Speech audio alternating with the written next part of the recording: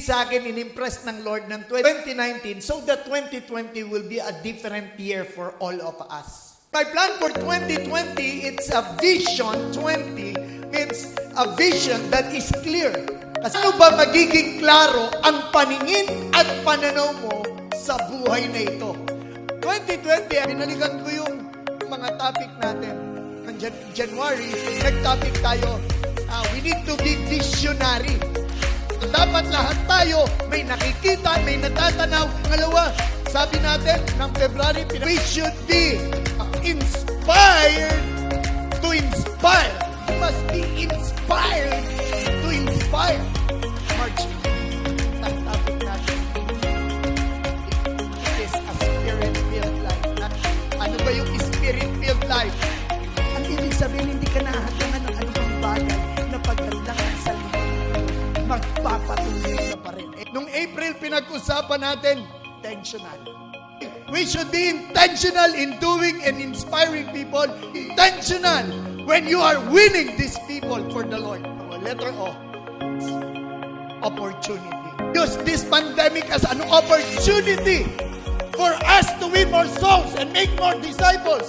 June, we move on to letter N, a new normal.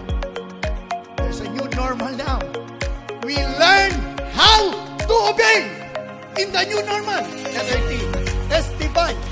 The vision of 2020, testify to people. Letter W, W, winning attitude. Dapat may winning attitude tayo in the vision.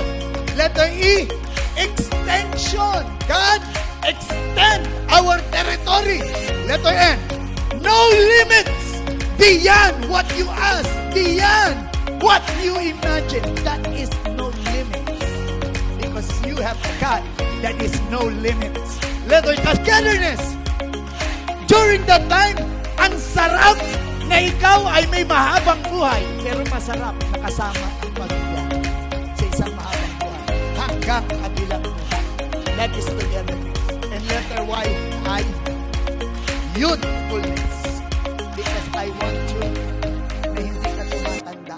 Just like Caleb's spirit, Gibeon's spirit, the spirit of even 45 years ago, still the same.